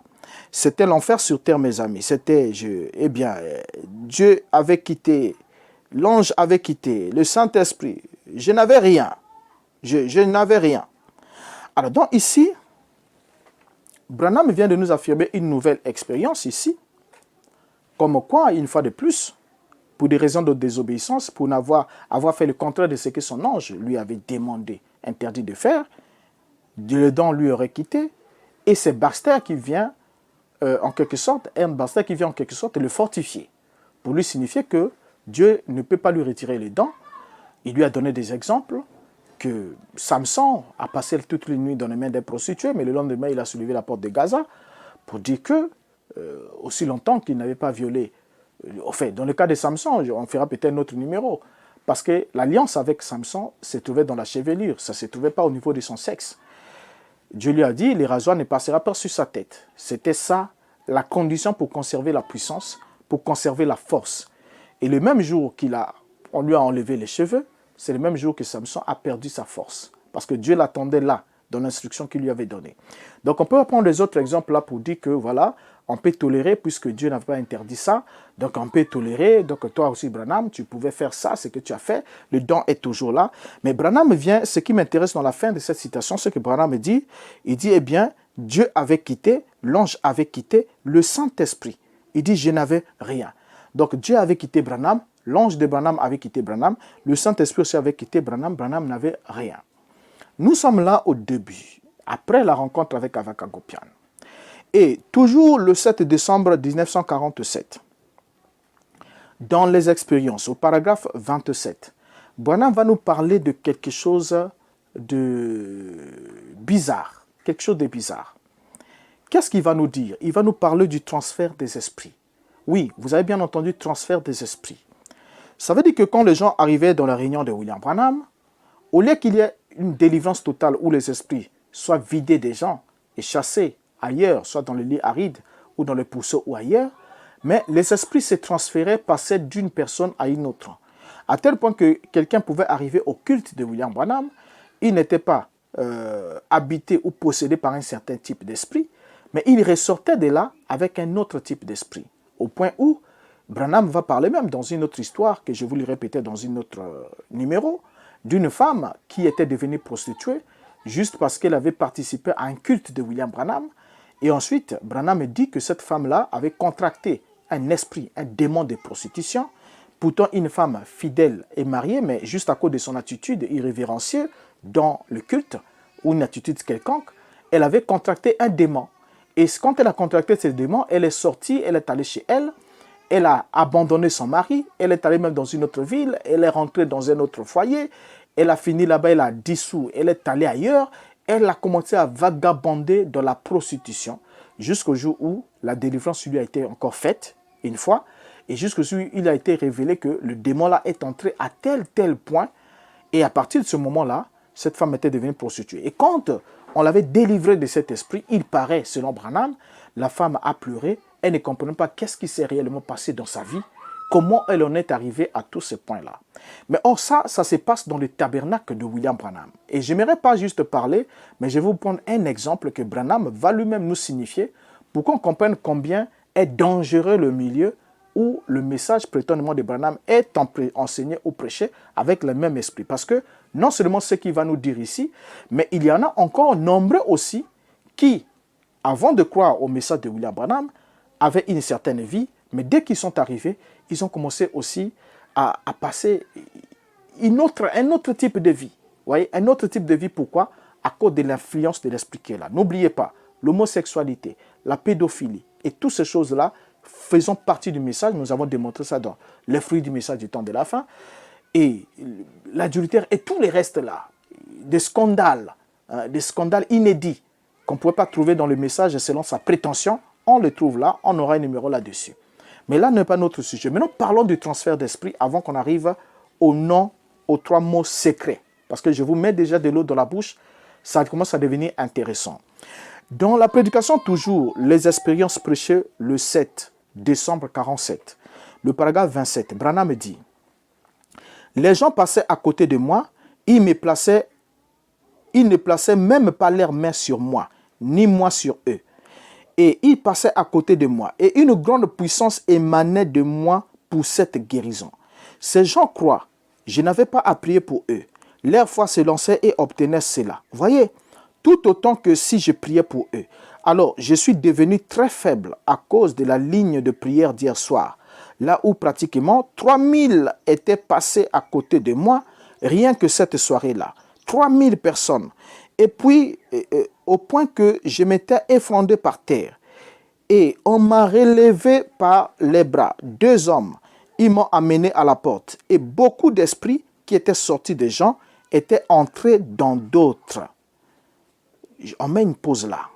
On est en train de lire ensemble. J'ai mis ça en gras pour que vous compreniez déjà que ça devient sérieux.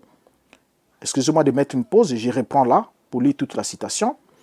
Et beaucoup d'esprits qui étaient sortis des gens étaient entrés dans d'autres. Une seule femme était devenue folle. Elle avait détaché son attention du Seigneur pour la diriger vers une femme qui lui parlait, qui était assise là. Elle s'est retournée pendant que je priais pour parler à une femme. Alors un esprit de folie est venu sur elle. J'ai dû laisser la pauvre âme comme cela. Elle est toujours folle. Il y a beaucoup d'esprits d'épilepsie qui partaient d'une personne à l'autre, comme cela jusqu'à ce que cela. Fin de citation. Donc déjà, regardez comment ça devient horrible. Ça devient horrible. Branham dit qu'il y avait une puissance de guérison qui émanait de son corps. Des milliers de gens passaient autour de lui et recevaient des guérisons, même quand il ne priait pas pour eux. Le fait pour les gens de passer, les gens étaient guéris. C'est ce qu'il nous rapporte. Nous n'avons pas des évidences pour les attester. Mais ce qui est éclairant dans cette histoire, c'est que Branham nous affirme que beaucoup d'esprits qui étaient sortis des gens étaient entrés dans d'autres. C'est ce qu'on appelle dans les principes du spiritisme, c'est ce qu'on appelle la transposition. C'est-à-dire, on parle de la transposition, c'est-à-dire on délocalise un esprit. L'esprit, on le fait partir de Jean, et ensuite on le met dans André. On prend celui de André, on met dans Marc, et celui qui était dans Marc, on le renvoie dans Jean. De sorte que vous recevez la solution à un problème, mais vous rentrez chez vous avec un autre problème. Vous voyez? Donc tous ces gens-là qui étaient venus à la réunion de William Branham, étaient venus, chacun avait un certain problème.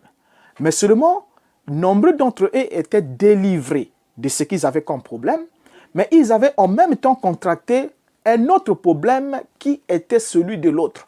Donc, ce qui sous-entend qu'il n'y a pas eu de délivrance, Dieu n'a délivré personne. Dieu n'a délivré personne, mais il y a eu transposition d'esprit. C'est ce qui s'est passé dans cette réunion-là. Et comme Branham dit, et beaucoup d'esprits qui étaient sortis des gens étaient entrés dans d'autres. Or, si beaucoup d'esprits sortent des gens et entrent dans d'autres, cela sous-entend que l'esprit qui est là n'est pas le Saint-Esprit agissant, n'ayant pas la capacité de contrôler l'orientation de ces esprits. Mais pourquoi d'autres personnes qui sont venues sans être habitées par certains esprits vont alors contracter d'autres esprits alors que ils n'étaient pas les réceptacles faits pour être les réceptacles de ces esprits-là. Ils sont arrivés là pour recevoir la guérison, pour recevoir la délivrance, pour être affranchis. La commission de Marc 16 dit, vous chasserez les démons. Quand on dit de chasser les démons, ça ne veut pas dire qu'on va délocaliser les démons d'une personne pour les orienter dans une autre personne. C'est ce que la Bible ne nous affirme pas. Le seul moment où les démons ont demandé d'être délocalisés, c'est quand ils ont demandé d'entrer dans le troupeau de pourceaux. On n'a pas vu le Christ prendre les démons qui étaient dans les gens et les mettre dans les pharisiens, ou les mettre dans ceux-ci parce qu'on se dirait non, ils sont incrédules. Non, mais William Branham nous dit, et beaucoup d'esprits qui étaient sortis des gens étaient entrés dans d'autres. Au point où il dit, une seule femme était devenue folle. Voilà, quelqu'un qui est venu avec tout son esprit, Elle est devenue folle du coup.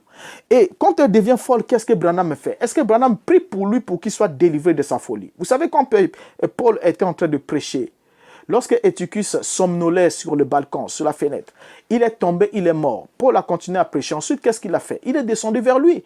Parce que ce monsieur est venu ici écouter la parole.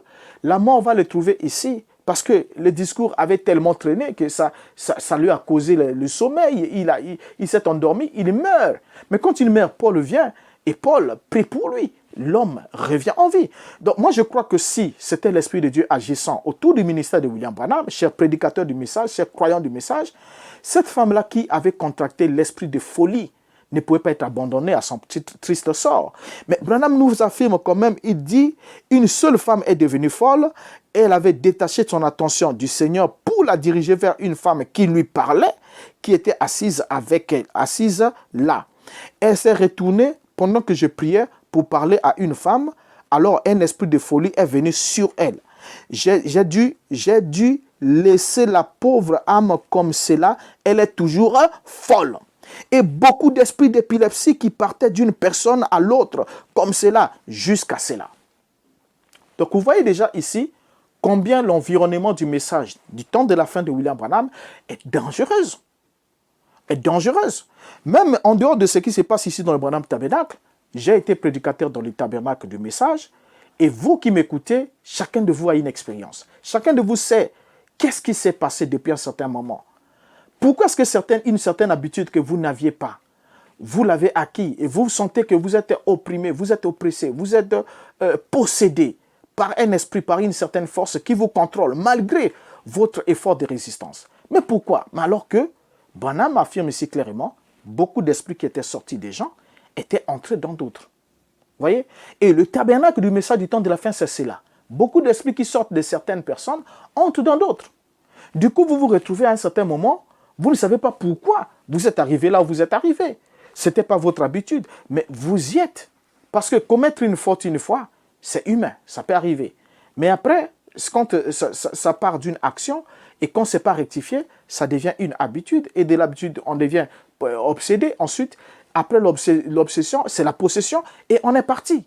Mais Branham ici affirme, sans mettre l'eau dans la bouche, que les esprits sortaient des gens et entraient dans d'autres. Ça, c'est déjà un point à souligner qui montre que l'atmosphère où s'opérait le ministère de William Branham n'était pas une atmosphère divine. Parce que Dieu n'accomplit pas des œuvres à moitié. Dieu ne délivre pas X pour mettre le problème sur Y. Non. Il ne délivre pas X pour mettre sur Y. Non, ce n'est pas ce que le Dieu de la Bible fait. Vous voyez? Alors, pour prouver que Avak Hagopian, c'était un homme qui n'était pas chrétien, nous avons dans l'extrait là montré sa déclaration qu'il a eu à faire, comme quoi les gens devaient juste invoquer son nom et ensuite obtenir ce qu'ils avaient comme problème et solution à leurs problèmes. Alors, lorsque Branham a rencontré Avak Hagopian, nous continuons, on va chuter bientôt. On va rechuter bientôt. Lorsque Branham rencontre Avak Hagopian, il y a eu des gens qui se sont interrogés, qui lui ont posé une question. Pourquoi lui, William Branham, serait-il allé à la rencontre d'Avak Hagopian? Qu'est-il allé faire là-bas? Pourquoi est-il allé là-bas? Qu'est-ce qu'ils ont fait? Qu'est-ce qui s'est passé? Branham, sous cette pression-là, puisque les gens ont posé la question parce qu'ils ont vu la photographie d'Avak Hagopian avec William Branham. Ils se sont fait photographier dans le même type de tenue. Voilà la photographie est même là. Voilà. Là, vous voyez William Branham habillé en blanc. Vous avez l'Avak Hagopian habillé en blanc. Vous avez là l'un des disciples aussi habillé en blanc. Donc, les trois personnes qui sont là sont tous habillés en blanc. Ce n'est pas par hasard. Ils sont habillés ainsi parce qu'il y avait un rituel d'initiation qui devait être passé. Vous voyez, ces thaumaturges-là ne pouvaient pas s'habiller totalement en blanc. Branham s'habille en blanc, l'autre s'habille en blanc, s'il n'y avait pas un cérémonial spécial qui devait être accompli dans cette tenue-là. Ceux qui ont fait les sciences occultes et tout le reste comprennent que lorsqu'ils voient déjà les hommes, ce n'est pas par hasard, un William Branham avec cet homme-là, mystique, habillé de la même manière. Ensuite, ils se sont fait photographier. Après les rituels, ils sont maintenant là dehors. Ils se sont fait photographier. Et quand Branham rentre, il commence à se vanter d'avoir eu maintenant du succès, que le don de guérison lui a été rendu. Mais chose étonnante, c'est que la méthode de William Branham, de prier la main dans la main, c'était exactement la même méthode qu'exerçait Avak Agopian. Vous pouvez voir ici. Et là, dans cette photographie, vous voyez Avak Agopian, il a sa main, les mains dans les mains du patient, en train de prier. Et c'est le même phénomène qui se déroule. Donc Branham hérite d'Avak Agopian, ce qui nous dit avoir reçu de son ange. Mais qu'est-ce que Branham va donner comme réponse quand on va lui poser la question sur le pourquoi de la photographie qu'ils ont faite et dans cette tenue-là? Branham va dire, dans Ange de Dieu, prêché le 4 mars 48, paragraphe 32, Branham dit, quelqu'un a posé une question ici il y a quelques jours. Beaucoup parmi vous ont entendu parler d'Avak. Vous savez, il était venu ici en ce temps-là. Eh bien, nous avons cherché à nous rencontrer depuis un temps. Nous nous sommes rencontrés il y a quelques jours en Floride et nous nous sommes fait photographier et nous avons dit, Américains, consulte la guérison divine. Le point, là où vous voyez les points d'interrogation sur la citation encore là devant nous, les points d'interrogation ou les blank spots, c'est-à-dire les pages, les points vides sur la bande, sont causés expressément, sont effacés expressément. Soit, pendant que Branham parle, il avait un commutateur, c'est-à-dire un bouton, un commutateur où il pouvait appuyer pendant qu'il prêchait pour que ce qu'il dit n'entre pas. À cette époque, ce n'était pas encore installé. Ou encore, pendant que la bande est là, on a trouvé que ce qu'il a dit ici est trop compliqué. Et on supprime, on efface cette partie-là. C'est ce qui fait que vous voyez les points, ça veut dire espace vide sur bande, point. Donc la phrase n'est pas complète. Qu'est-ce qu'ils se sont dit? Branham nous dit, nous avons cherché à nous rencontrer depuis un temps. Pourquoi se sont-ils, lui, un serviteur prétendument de Dieu, se sont-ils cherché à se rencontrer depuis un temps? Quand il dit que nous avons cherché à nous rencontrer, ça veut dire que de part et d'autre, Avak Agopian cherchait à rencontrer William Branham, et de son côté aussi, William Branham cherchait à rencontrer Avak Agopian. Et ensuite, ils se sont rencontrés il y a quelques jours. Il dit, nous nous sommes fait photographier. Et nous avons dit, ce qu'ils ont dit, c'est flou. Ensuite, on dit américain, c'est flou, coupé. Ensuite, on dit consulte la guérison divine. Donc, vous voyez déjà ici que l'ange qui apparaissait à William Branham, je vais terminer. Oh, ça devient sérieux et intéressant. L'ange qui apparaissait à William Branham et qui accompagnait toujours William Branham dans son ministère n'avait rien de divin. Après l'épisode de sa collaboration avec le guérisseur satanique Avak Agopian, William Branham décide alors d'introduire une présence angélique dans les narratifs de son histoire. Avant cela, jusqu'en 1945, Branham affirmait avoir reçu sa prétendue mission de guérir les malades à travers une vision. Mais après avoir rencontré Avak Agopian, Branham ne dit plus qu'il a reçu ce don à travers une vision, mais plutôt, il dit avoir reçu cela à partir de l'ange. Lorsque Branham décrit son ange, chose étonnante, le Jésus ou l'ange qui apparaissait à Branham correspondait à la description physique et vestimentaire d'Avak Agopian, tel que nous pouvons le lire ici. Dans cette déclaration, Branham dit, comme l'ange vint à moi et sa commission, prêché le 17 janvier 55, paragraphe 40, il dit, et là, à pas plus de 10 pieds de moi, il y avait un homme. Il portait un vêtement blanc, c'était un petit homme, il avait les bras croisés comme ceci, il avait une barbe plutôt courte, ses cheveux lui descendaient jusqu'aux épaules, et il regardait de côté par rapport à moi, comme cela, une silhouette paisible. Mais je n'arrivais pas à comprendre comment ses pieds étaient juste l'un derrière l'autre, et le vent soufflait, son vêtement bougeait, et les genêts s'agitaient. Le fait intéressant ici, c'est que lorsque Branham décrit l'ange qui lui est apparu, la description que William Branham nous donne d'Avak Agopian était une description similaire à celle que les newspapers, donc les journaux, ont fait au sujet d'Avak Agopian. Alors, les informations, les photographies partagées d'Avak Agopian dans l'Associated Press montrent que l'ange de William Branham qu'il disait avoir le teint foncé, semblable aux Espagnols ou aux Juifs, avec les cheveux descendant jusqu'aux épaules, n'était rien d'autre que la description d'Avak Hagopian. Alors cette description faite par Branham va étrangement correspondre à la description faite aussi par les newspapers, donc les journaux américains, sous le portrait d'Avak Hagopian. Pour rappel, les journaux américains avaient décrit Avak Hagopian comme étant un homme qui ressemblait à la peinture de Christ d'Hoffmann. Voilà. Alors, qu'est-ce que Branham est allé faire chez le magicien Avak Hagopian? Qu'est-il allé faire là-bas? Qu'est-ce que Branham est allé faire chez ce magicien Avak Hagopian? 1. Branham était-il malade? 2. Branham était-il parti pour prier pour lui? 3. Branham était-il parti lui prêcher l'évangile? Non. Vous savez que sur toutes ces 3 questions, Branham n'est pas allé chez lui pour prier pour lui, parce qu'il était lui-même détenteur d'un don de guérison spectaculaire, au point où on l'a fait déplacer, parce que Branham n'avait pas de solution pour cet enfant épileptique. 2. Branham n'est pas allé prier pour Avak Hagopian. 3. Branham n'est pas allé prêcher l'évangile à Avak Hagopian. Branham était parti recevoir alors des pouvoirs mystiques. Des pouvoirs mystiques. Vous voyez? Du jamais vu dans le camp de Dieu, on n'a jamais vu Moïse aller consulter Jannes et Jambres. Jamais. On n'a jamais vu Paul aller consulter Bar Jésus. Jamais. Donc, Branham était parti recevoir des pouvoirs mystiques. Il était parti recevoir des pouvoirs mystiques auprès d'Avak Hagopian. Alors, du jamais vu dans le camp de Dieu, on n'a jamais vu Moïse être allé consulter Jannes et Jambres. Jamais. Paul n'est jamais allé consulter Bar Jésus. On n'a jamais vu Philippe aller consulter Simon le magicien. Là où nous avons vu certains cas, nous avons vu Saoul, un roi rejeté et ennemi de Dieu qui a consulté une magicienne. Et nous avons vu Pharaon, un roi païen, consulter les magiciens. Vous voyez? Alors, les oracles de Dieu nous disent clairement que 2 hommes peuvent-ils marcher ensemble s'ils ne se mettent pas d'accord? Ce n'est pas possible. Et quel rapport y a-t-il entre Christ et Bélial? Il n'y a pas de rapport. Quel rapport y a-t-il entre la lumière et les ténèbres? Quel rapport y a-t-il entre l'infidèle et le fidèle?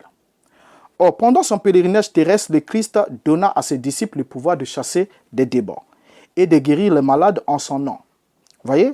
Dans Luc chapitre 10, le verset 17, la Bible nous dit, les 70 se révinrent avec joie, disant, Seigneur, les démons même nous sont soumis en ton nom. Les démons même nous sont soumis en ton nom. Dans Marc 9, 38, nous lisons, Jean lui dit, Maître, nous avons vu un homme qui chasse des démons en ton nom, et nous les en avons empêchés parce qu'il ne nous suit pas. Et dans Marc 16, 17, nous lisons, Voici les miracles qui accompagneront ceux qui auront cru. En mon nom, ils chasseront les démons, ils parleront de nouvelles langues. Dans Actes 16, 18, il est dit, elle fit cela pendant plusieurs jours. Paul, fatigué, se retourna et dit à l'esprit, je t'ordonne au nom de Jésus-Christ de sortir d'elle. Et il sortit à l'heure même. Bien, nous voyons ici que la Bible nous présente le nom de Yeshua comme étant le seul nom à prononcer pour guérir les malades, pour chasser les démons et pour opérer les miracles. Et même les 7 fils de Séva qui tentaient d'exorciser un fou, le firent au nom de Jésus que Paul prêche. Dans Acte 19, verset 13, nous lisons, quelques exorcistes juifs, ambulants, essayèrent d'invoquer sur ceux qui avaient des esprits malins le nom du Seigneur Jésus, en disant, je vous conjure par Jésus que Paul prêche. Alors, ce n'est qu'après avoir rencontré Avak Hagopian que Branham va nous parler alors des 3 mots secrets.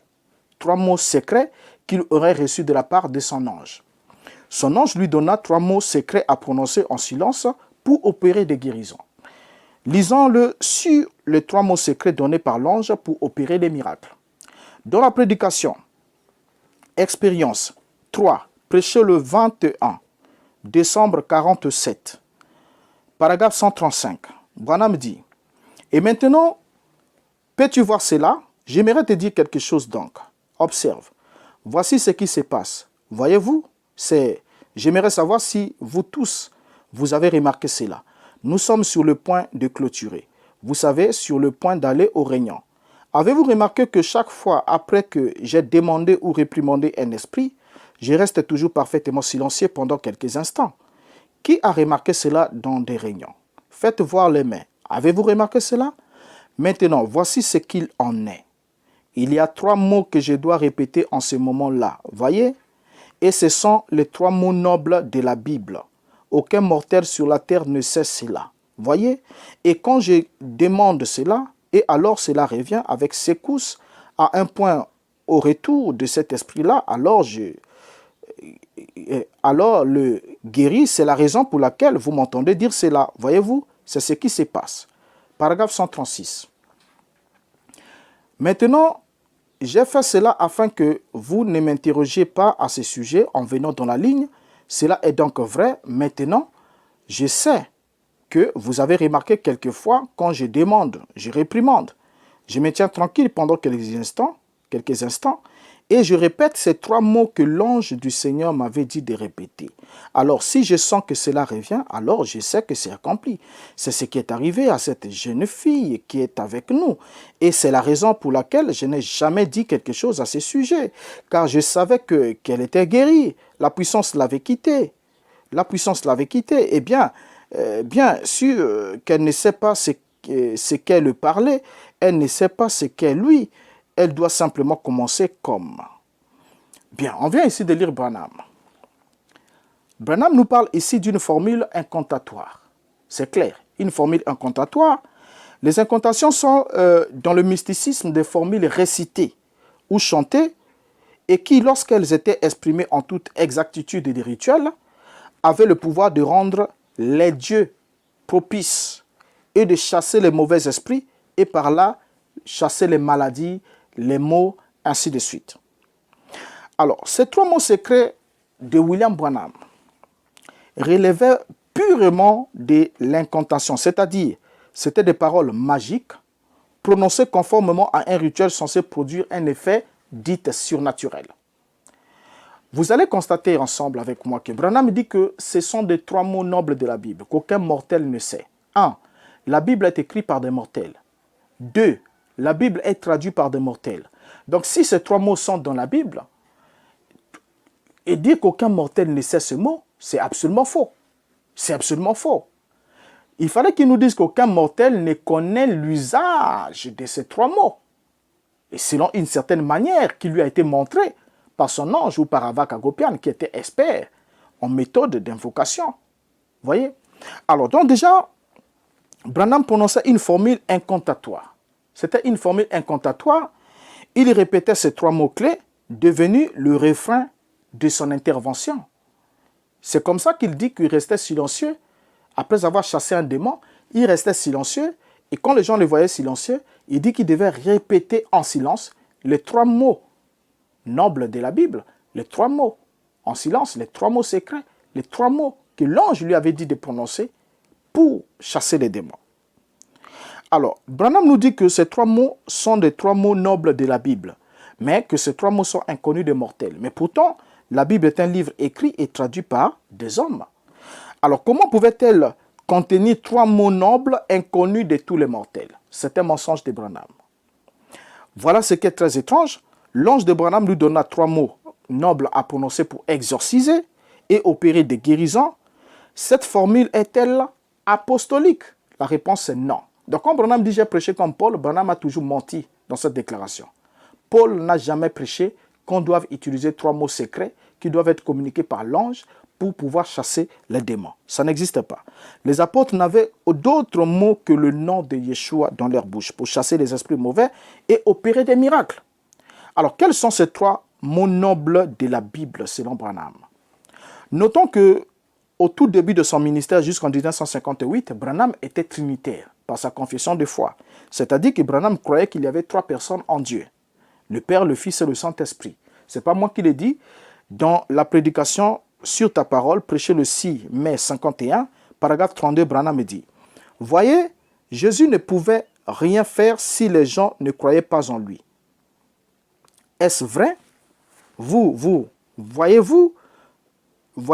vous croyez en Dieu, vous croyez au Fils, vous croyez au Saint-Esprit. C'est la Trinité. Nous croyons en cela. Voyez.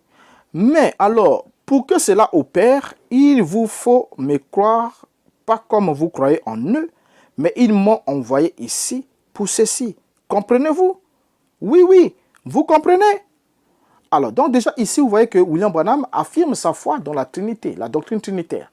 Il dit qu'ils m'ont envoyé, le Père, le Fils et le Saint-Esprit, en tant que trois personnes constituant un seul Dieu, l'ont envoyé, lui, William Branham. Donc Branham croyait à la Trinité. Lorsqu'on va voir la suite, dans la prédication prêchée le 11 février 1961, paragraphe 67, Branham va nous dire ce qui suit. Si frère Agambet est tout près, il peut vous raconter l'histoire. Je pensais à ce qui était arrivé. 15 sorciers d'un côté et 15 de l'autre, en train d'invoquer pour que l'orage éclate et fasse s'envoler la tente en Suisse. Ou plutôt en France, en Allemagne, je pense. Ils allaient faire s'envoler la tente. Ils nous ont dit qu'ils le feraient. Et ils étaient assis là, ils ont coupé des plumes et se sont mis à faire des incantations. Père, Fils et Saint-Esprit. Père, Fils et Saint-Esprit. Trois mots élevés, disait-il. Tout comme cela. Et l'orage a éclaté. Bien. Ici, dans cette déclaration, William Branham nous dit que les sorciers en Allemagne faisaient des incantations. L'incantation, c'était quoi? Ils invoquaient le Père, Fils, Saint-Esprit. En anglais, three-eyed words. Donc, trois mots élevés. Trois grands mots. Alors, dans la prédication, celui qui est en vous, prêché le 10 novembre 63, paragraphe 203, Branham dit, c'est arrivé en Allemagne, alors qu'il y avait 15 sorciers guérisseurs de chaque côté de moi, qui avaient dit, parce que Billy et frère Argambright avaient refusé de les laisser me voir, ils avaient dit, eh bien, nous ferons en sorte que cette tente soit emportée par le vent. Et ils se sont assis là avec leur incantation. Ils invoquaient leur Dieu, le diable, qui s'est présenté avec une tempête. Il y avait là environ 30 ou 40 000 Allemands, et la tente se soulevait et redescendait comme ceci. Puis ils ont coupé avec des ciseaux, ils ont coupé une plume et ils la pointaient dans cette direction comme ça. Et ils récitaient proféraient toutes leurs incantations et ils prononçaient les trois mots saints. Ils disaient le Père, le Fils, le Saint-Esprit. Le Père, le Fils, le Saint-Esprit. Le. 205. Et oh, ils se sont lancés dans une grande incantation sans arrêt. Comme ça, ils prononçaient ces petits mots saints qu'ils répétaient. Les trois mots saints. Père, Fils et Saint-Esprit. Des deux côtés comme ça. Puis j'en ai vu s'incliner entourés des démons, mais pas liés par eux.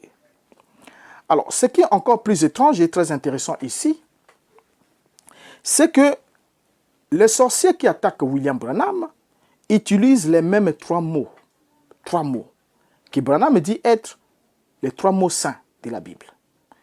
Dans sa déclaration avec l'ange, il a parlé des trois mots nobles de la Bible. Et ici, il les désigne comme étant les trois mots saints de la Bible. Et c'était Père, Fils, Saint-Esprit. Mais Branham nous dit que lorsque ces magiciens invoquaient, il dit, avec leurs incantations, ils invoquaient leur Dieu, le diable. Ils invoquaient leur Dieu, le diable.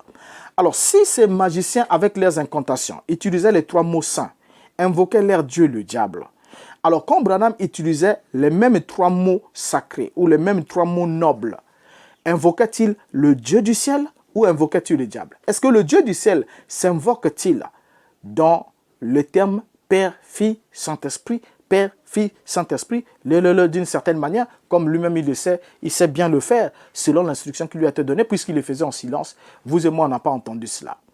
Alors, si les autres invoquaient le diable par l'invocation du Père, Fils, Saint-Esprit, alors Branham, qui invoquait le même trois mots nobles dits de la Bible, invoquait-il le Dieu du ciel?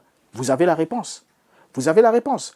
Et Branham dit que lorsqu'il prononçait ces trois mots saints, il dit que lorsqu'il récitait ces trois mots saints, il nous a dit que cela emmenait des démons. Il dit que comme ça, et puis j'en ai vu, Il dit, j'en ai vu s'incliner entouré des démons, mais pas liés par eux. Donc, l'invocation de ces 3 mots a fait que les gens soient entourés des démons. Il y a eu des démons qui se sont manifestés. Mais dans les réunions de William Branham, les tout débuts, il nous a dit qu'il utilisait les 3 mots sacrés. Il nous a aussi dit que les esprits sortaient des uns et rentraient dans les autres. Sortaient des gens et rentraient dans d'autres. Au point où il y a même une femme qui est devenue folle. D'autres ont attrapé la prostitution, l'esprit de la prostitution, bien qu'étant mariées, elles ont commencé à céder aux hommes n'importe comment, jusqu'à dissoudre leur mariage, à se remarier dans une autre ville, à dissoudre, à aller ailleurs, à dissoudre. Et tout ça, ils ont reçu ça dans une réunion de William Branham. Voyez? Alors, chers branhamistes, au lieu de perdre votre temps à proférer des malédictions qui n'ont aucune capacité de nuisance, depuis toujours, je vous conseille plutôt d'examiner les faits avec lucidité et de lire la Bible. De lire la Bible et de prier pour que Dieu vous parle directement. Je vous en prie. Vous parle directement et véritablement. Qu'il parle directement et véritablement à votre cœur. Dieu sauve encore aujourd'hui ceux qui invoquent le nom du Seigneur. Il les sauve encore. Ceux qui invoquent le nom du Seigneur. Ouvrez vos yeux pour votre salut, mes chers frères. Ouvrez vos yeux pour votre salut, ma chère sœur. Ce n'est pas parce que vous êtes prédicateur, ce n'est pas à cause des affinités que vous avez dans le mouvement. Tout cela passera. Tout cela passera. N'acceptez pas d'aller un jour à la perdition parce que vous avez voulu défendre les hérésies d'un homme faillible, un homme mortel comme vous, et déjà mort et enterré, qui n'est pas revenu à la vie. Un homme qui vous a donné toutes les preuves qu'il était faux, qu'il ne travaillait pas pour le Dieu de la Bible, pour le Dieu de la vie. Et que même le fait de parler de Jésus-Christ, c'était juste la para. À tel point qu'il a même représenté dans une peinture, peint par un païen, recommandé même par des gens occultes et tout. Et il vous emmène à vous prosterner. D'autres ont essayé de faire semblant pour dire on ne peut plus mettre ça devant nous pour qu'on ne plie plus devant ça. On doit mettre ça à l'arrière. Non, ce sont des éléments qui accompagnent le message. Le message de William Branham, ce sont des citations, c'est des brochures, des bandes et des photos ainsi que des témoignages. C'est ça qui constitue le message de Branham. Donc quand vous commencez parmi d'entre vous à enlever ces photographies, vous êtes des hypocrites. La vérité, c'est de faire comme moi, d'abandonner ce message. Il est faux. Donc tout son contenu est faux. Il n'y a pas certaines parties qui sont bien, d'autres qui sont mauvaises. Non, tout est faux. Et seul le Dieu de la vie reste le Dieu de la vérité. Alors affranchissez-vous, vous êtes libre. Vous avez votre âme. Et pour certains, ils se disent, si je crains, si je quitte le message, on va me livrer au diable, ou bien on va me pourchasser, ma vie sera ceci, cela. Non, même si on vous a donné certaines prérogatives, certains privilèges dans le monde dit du message, et que le pasteur qui vous a donné même du travail, c'est un pasteur du message et tout, mais acceptez. Acceptez d'être rejeté, parce que vous avez pris position pour la vérité, et le Seigneur lui-même saura comment prendre soin de vous. Il saura comment prendre soin de vous. Voilà ce que j'avais à vous apporter pour que vous compreniez le degré de l'ésotérisme du message de William Branham et que vous puissiez prendre la décision qui sauvera votre vie et qui sauvera aussi les autres. C'était votre frère Renaud Boris Mota. Jusqu'à ce qu'on se retrouve au prochain numéro, ma prière est que Dieu vous fasse grâce et qu'il bénisse ceux qui ont compris. Au revoir, à la prochaine.